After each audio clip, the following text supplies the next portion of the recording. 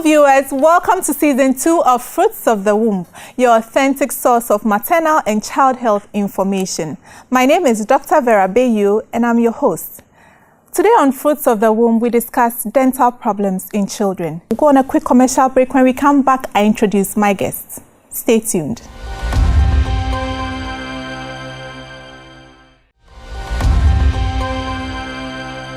So welcome back. This is Fruits of the Womb, brought to you by kind courtesy of Cousins Baby and Camel Baby Antiseptic. Let's stay interactive. Join us on our Facebook page. Go to Facebook, type Fruits of the Womb, and post your questions, comments, or contributions, and we'll do well to attend to them. Have you ever sent your child to the dentist, or have you seen a dentist recently? Today on Fruits of the Womb, we are discussing dental problems in children. And to help me discuss this very important topic, on my extreme right is Dr. Maclean Okan. He's a general dental practitioner with the Platinum Orthodontics and Advanced Dentistry Clinic. A mouthful. And they are located at 108 Finale Drive North, next to Leicester Hospital. You're welcome, Dr. Okan. And next to him is Dr. Gameli Nodo. He is the Executive Director of Sunny Smiles Dental Clinic, located at East Legon Shell near the Dell International Fertility Hospital. You're welcome, Dr. Nodo. Thank you very much, Vera. So, dental problems in children. A very technical topic, I know. Yeah. Simplified, how do the teeth develop?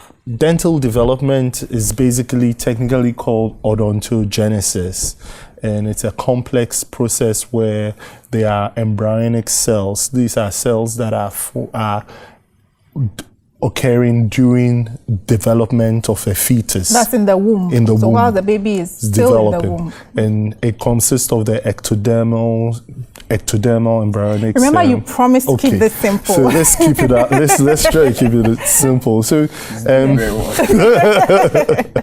so basically it forms from the embryonic cells. It has to do with formation from embryonic cell, growth, and then final eruption into the mouth of the child.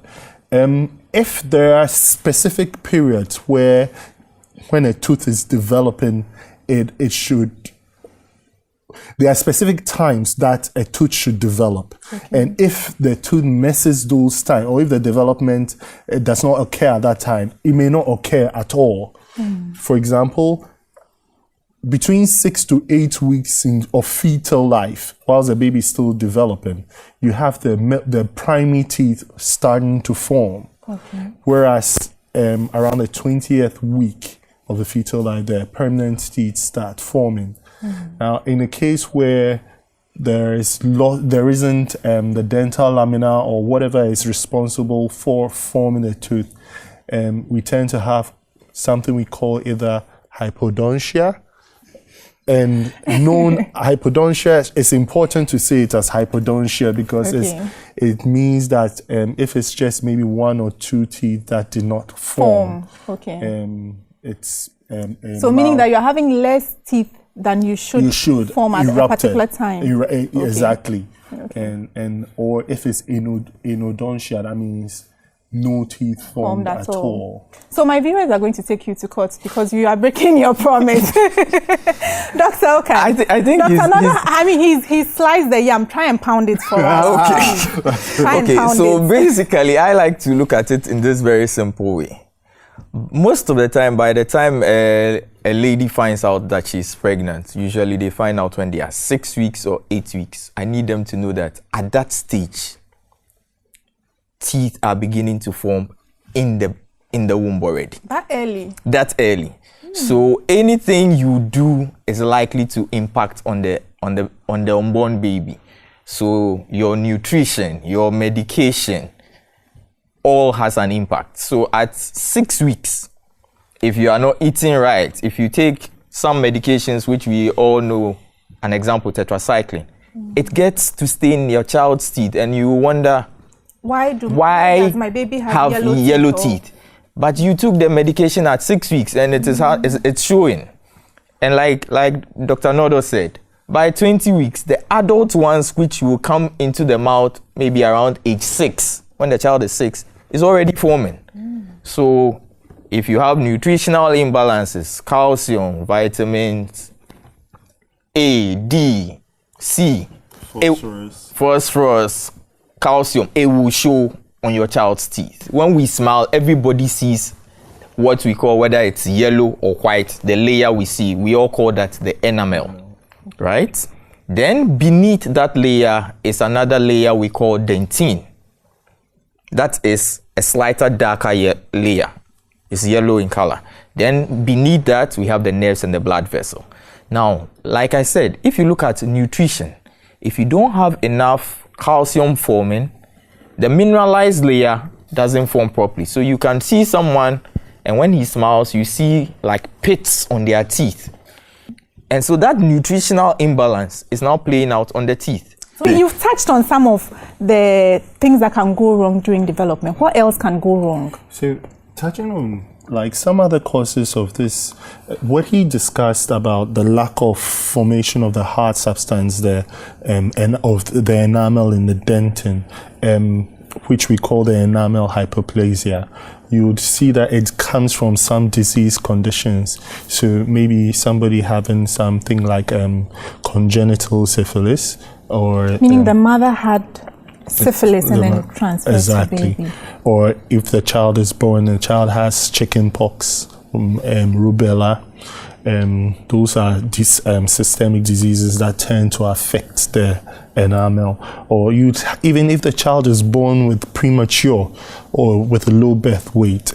Now it's important, I mean, at a point in time we'll talk about certain things mothers have to do to prevent this premature birth weights and premature births and low birth weight. And if these things occur, they all affect the amount of minerals deposited. If they have a problem with absorption, there's some condition, it's called a celiac disease. That means it has something to do with the intestines that absorbs nutrients. Now, as we've said, it's very important. The nutrients that are very important during development that should help is with the calcium, with phosphorus, vitamin C, vitamin A, and vitamin D. So you realize that calcium and phosphorus helps with the hard formation, both of teeth and bone, and vitamin D will help to keep help to maintain the blood levels of that. So if somebody has something like renal disease, something kidney failure, it tends to affect the vitamin D production, and that will tend to also affect the enamel. So it's quite a complex thing. It's very complex. Yes. And I think at this point, I want to encourage our pregnant women out there, when you're giving your calcium, phosphorus, vitamin D supplements, don't throw them away. Take them for your own sake, and then most importantly, for the sake of your baby. Yeah. You want your baby to have a beautiful smile, so please take them. So let's talk braces. So it's something we see every now and then. Now it's picking on. A lot of people are wearing braces these days. What are the indications for braces? What are they in the first place? Okay. Why do we put on braces for kids? First of all, when you are saying braces, we should go back to what braces belongs to. Okay. It belongs to a field of dental treatments called orthodontics.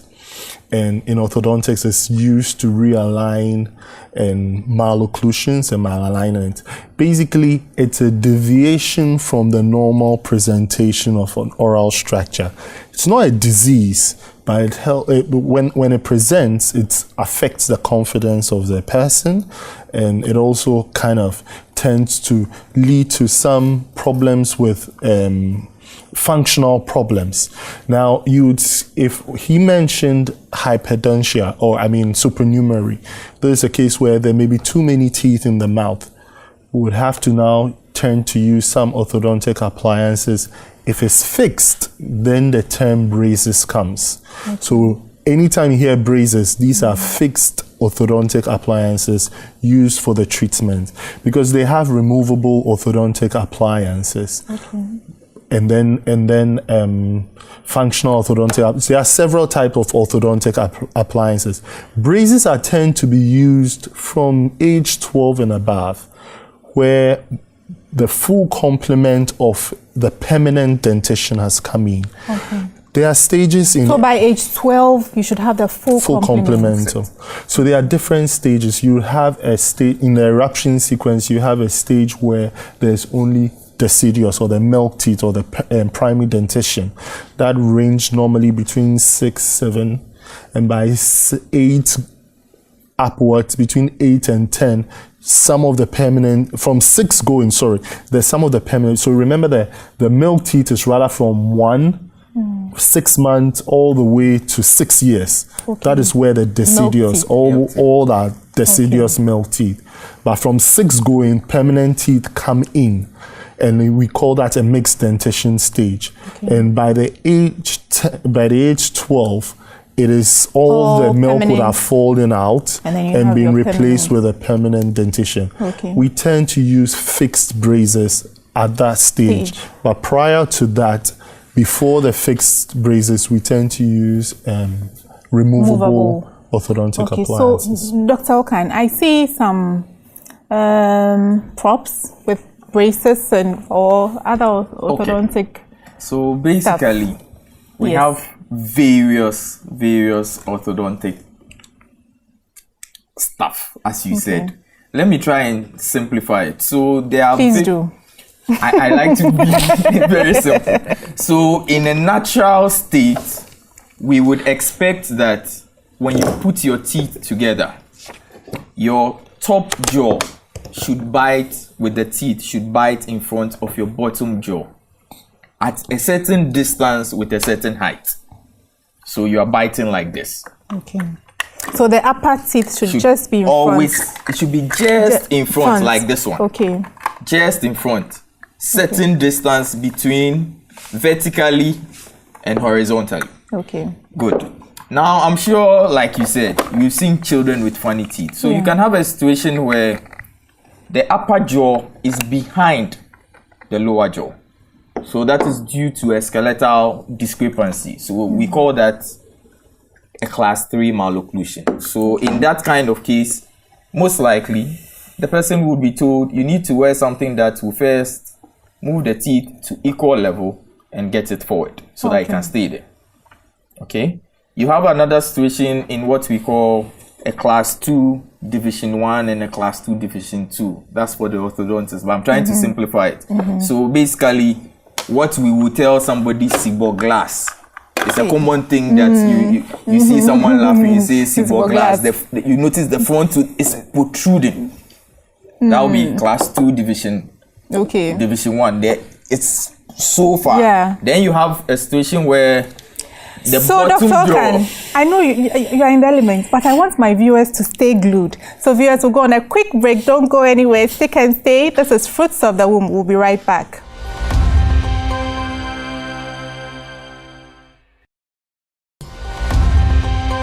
So welcome back. This is Fruits of the Womb, brought to you by kind courtesy of Cousins Baby and Camel Baby Antiseptic. Remember to join us on our Facebook page. Go to Facebook, type Fruits of the Womb and post your questions, comments, or contributions. We've been discussing dental problems in children, and I'm sure you're learning so much. I know I am. Before we went on the break, you were telling us about braces and all the orthodontic devices. Good. So go on. Yes, so I remember talking about the class 3 division. Class 3, I have talked and about the you promised to class 2. keep it simple. Yes. So we did class 2 division 1 where the teeth are protruding. Seaboard glass. Yes. Now in division 2, what the orthodontist will tell you division 2 is you have a situation where now when you bite, for some people you notice the lower teeth is almost hitting the roof of their mouth, and there's no space, right? So then there's that is another abnormality that needs to be corrected. You have some too with what we call diastema. They have plenty gaps between their teeth. They don't like that. But I know the central one is a sign of beauty. Yes, and you see, as you have brought that up, I always say that is debatable depending on the culture in which you are in. If you were born in Europe, they see it as a deformity. They will close it. If you are in this part of the world, it's a sign of beauty. People actually come and request that you do it for them. Really? Even though it's not something I advise. So that, and these days, we're even having a few models. There's this Russian model who I hear has it. And there's a Japanese model with the diastema. But I'm talking about multiple gaps. Okay. And so you don't like how it looks. Then you have another situation where the teeth are crowded. The teeth are crowded because probably the child inherited mommy's small jaw and daddy's large size teeth. And they all have to fit in that same space. So you notice that sometimes when you see a few friends, one tooth is behind the other. All over so the place. braces can be used to correct all that. Okay. Now, there are types of braces, like Dr. Nodo said. We have the removable ones. I have a few examples here, depending on what they want to correct. Okay, so the child wears this. They will be told how often they should wear it, how to clean it, and all that. Then we have what we call the twin block. Top and bottom. So top and bottom. Top and bottom. One is to keep the jaw in a certain direction. One is to expand the jaw in another direction. Is it painful to wear these? They are uncomfortable initially, but usually after 2 days you get used to it and you forget that they are in your mouth. Okay. Then we have the fixed braces like Dr. Nodo talked about. There are several types. The commonest ones is the regular metal brace with different models. So you notice that people go in, you see the kids with different colors on them, they get to choose. So that's the one, that's your regular metal brace. Okay. So when you have something like this, when the person smiles, you see metal on it. Yeah. Thankfully, because of aesthetics and people are worried, we have the tooth-colored ones. So we call that clarity. All you see, it's white. Oh, okay. The only thing you see across here is the wire. Now, the wire is, they use physics to move your teeth around, and usually braces treatment is for a minimum of 12 months. It can go as high as sometimes 3 years. 3 years, depending on the complexity of your problem. Sorry. Then we have another type which we call the Invisalign. What people call the invisible braces. So it's like a retainer-like material. Okay. These are made for you. Molds of your mouth are taken. It's custom made, so it will fit in only one person's mouth. And then you have, but it requires a lot of discipline. Because if you are doing this, you have to be religiously wearing it. With aesthetics and comfort again, there was a complaint. I don't want anybody to see what I'm wearing. So now we have this. Because kids can be cruel. Yes. And they can make fun of. So we have the bits where braces. Now the brace is on the inside. Okay. So when you smile, nobody sees it. But when you open, you have your brace in there. Like I said, braces are uncomfortable initially. You get used to it. You would be told what you can eat, what you cannot eat. Usually I know there's this famous line we sing in the clinic: nothing sticky, nothing hard, nothing, because it will break it. Okay. And when it breaks it, that comes Trouble. at a cost. Yes. Okay. Dr. Nodo. Okay, so I'm just going to add on to what Dr. Martina said. So we are starting once again, we are talking about orthodontic appliances. So in a child between age 7 to age 10, 12, we have observed that probably a condition has begun to occur. A malocclusion is about to form.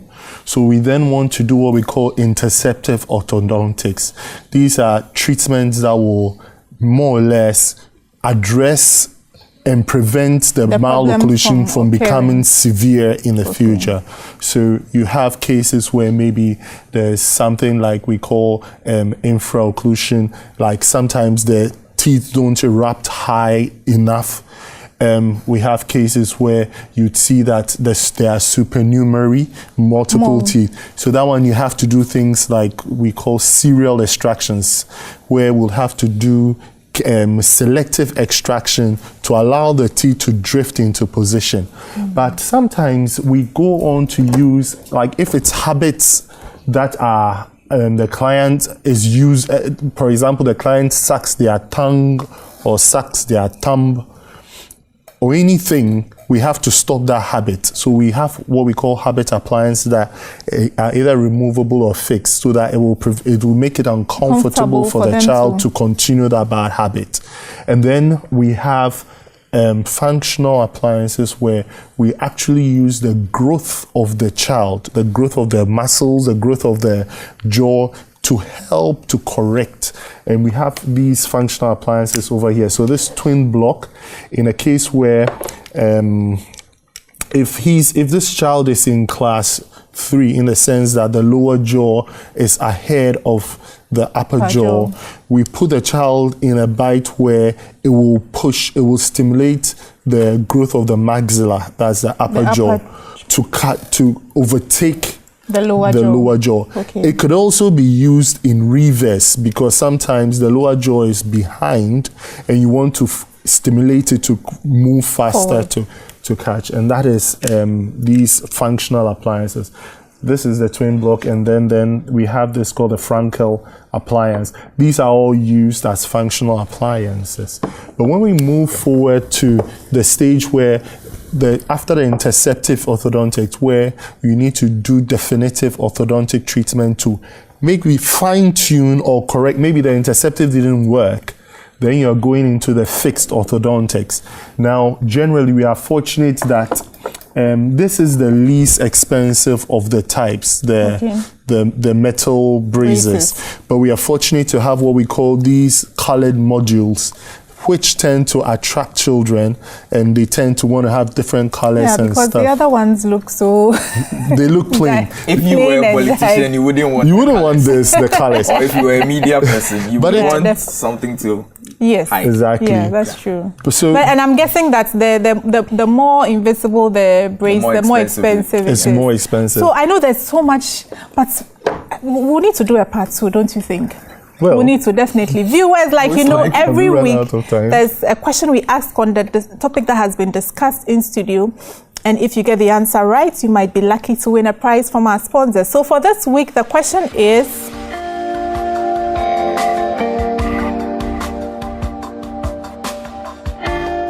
Send your answer to the number on the screen.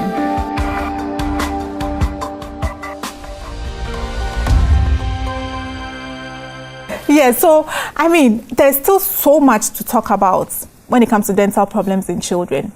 I want you to just wrap up for today. We'll have to do a part 2, and I'm sure my viewers agree with me. We have to continue. There's still so much to address. Your final words.